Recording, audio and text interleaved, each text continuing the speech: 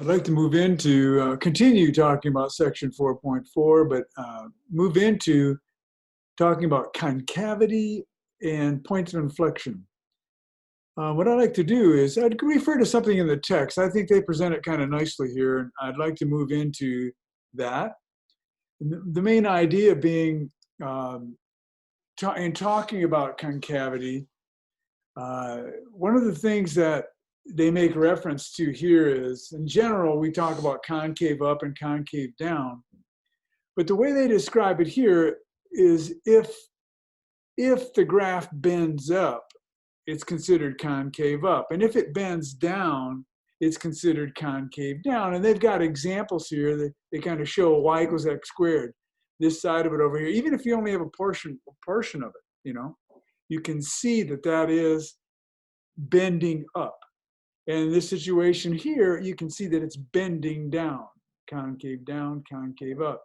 One way they define it in the text here, it has to do with the fact that if you have all of the tangent lines, the way they describe it right down here in the box, concave up, concave down, is referring to like the y equals x squared. If you drew tangent lines for that function, all of the tangent lines are underneath the f. The way they describe it is f lies above each of its tangent lines. So the function is above, the tangent lines are all below it. The curve is above it. And then the concave down, notice it's saying that f lies below the function. So the tangent lines are all above the function. F lies below all the tangent lines. All right. Again, I learned it as, the cave is facing up, therefore it's concave up, and the cave is facing down. I'll talk more about that as we go. But when you're checking for concavity, notice the notes down here at the bottom. Then we start getting into the second derivative kind of notion, and we'll talk in a little bit about the second derivative tests explicitly. But a way to check for concavity is that if you take the second derivative and everywhere the second derivative is greater than 0, where it's positive, the function is concave up. And everywhere that the second derivative is less than 0, it's negative, the second derivative is negative, then it's concave down. All right? So concave up in one direction, concave down in another. And something that's happening, they do an example here, determine the concavity of e to the x. All right? Well, graphing e to the x, get on your calculator, whatever. Notice what it's saying. It's show that it's concave up on its domain, y equals e to the x. All right, in the situation, any tangent line you draw is below. The function is above the tangent lines. Therefore, that's considered concave up. That first derivative, the first derivative and the second derivative both give us that for e to the x. We'll talk about that in just a moment. So one of the things that I want to point to here is if we've got this function, I'm going to work again with this function in just a little bit.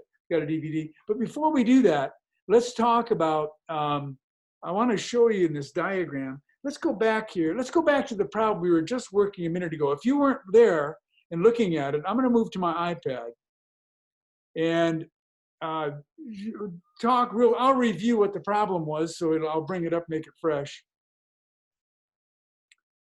All right. So what the function was a cubic. F of x equals 2x cubed minus 9x squared plus 12x minus 5. And what we had just done when working with it was we did the first derivative test on it, showed increasing and decreasing intervals and where the max and min were, local max and min. But let's go through the logic of it again. When you take the first derivative, you see you get 6x squared minus 18x plus 12. Factor it down, set it equal to 0, find the critical numbers, the critical values of the situation, the critical numbers of the situation, all right? And now we're going to talk about concavity of the situation, okay? So one of the things is that it would be good to do is to take the second derivative and see where that goes. Notice that if you try to take the second derivative of the factored form, you're going to have product rule if you're going to take the derivative. So going back to just the original function will be fine. Notice what we get there. We get 12x, the second derivative, the derivative of the first derivative, minus 18. That equals 6 times 2x minus 3. All right? That's f of prime of x equal, that's double prime of x equal. All right, now, let's go back to something. I want to discuss a little bit about the concavity of this and the point of inflection point. All right, so look at this with me. The shape, what is the shape of this function? It's a matter of being able to work through all this kind of in your head is an important part of the deal. It's a cubic. Starts with a positive x cubed. Therefore, and it's got terms in between. Therefore, we've got something like this, right? It's going to, at some point, it's looking similar to this, all right? And if you look at, we've got the critical numbers are x equals 1 and x equals 2, and on the number line going left to right, that means the critical number where the slope is 0 is going to be x equals 1 is going to be here, and x equals 2 is going to be here, right? It's going to be to the right. And notice this, that concave down and concave up, all right? The graph, the tangent lines are above. The function is below on this side. Concave down. The cave is facing down, all right? So this is concave down on this side. And on this side, the tangent lines are all below. So the function is above the tangent lines. Therefore, this is concave up, right, on that side. And notice there's a point of change halfway. There's a change where it changes from concave down to concave up. And that's kind of the situation denoting where we have a point of inflection. And they have a nice little diagram of this a little bit in the text. Let's go back to that if you don't mind. Go back to the text. All right, and they've got a nice diagram here, checking this out. Where the concavity changes, the point of inflection is the point of inflection point. And notice what they're saying here. They've got this on the graph. The second derivative is negative to the left. It's concave down. And the second derivative is negative, below the x-axis. 0. At the inflection point, to the right, concave up. Concave up. The second derivative is positive. Concave up. And where you get down to 0, that is where the inflection point happens. I think that's kind of an interesting diagram. This is for the function that's f of x equals x cubed minus 6x squared plus 9x plus 30. I'm going to talk more about, I'm going to work through that problem completely and show you where to use the first derivative test on it and the second derivative test on it. But first, let's go to what the second derivative test is. So that's the point of inflection. Halfway, it's the point where changes from concave down to concave up. Point of inflection is at where second derivative is equal to 0. And one of the things I want to point out is this. What they call the second derivative test, all right? And the situation here is this. Now, what we did back here was we went and found where it was concave down, we found what are they called? The critical points? Yes, the critical points here at 1 and 2. And notice what happens here. They're part of the second derivative test, finding those critical points. So plugging in the critical point into the second derivative is the key. So we've got the second derivative here of f double prime equals of x is equal to 12x minus 18.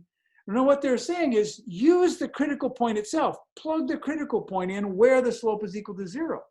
And it's either going to be concave up or down. So in our case, we have f double prime of 1, which gives us 12 minus 18, which is minus 6.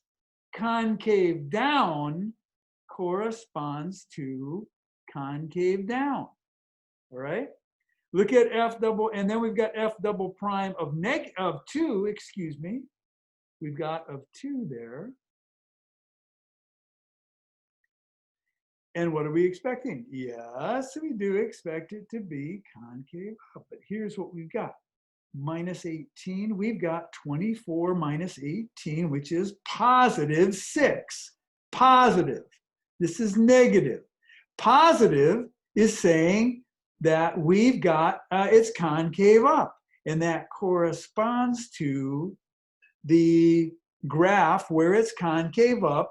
And notice local min, concave up, it is a local min because it's at the bottom of the cave, so to speak.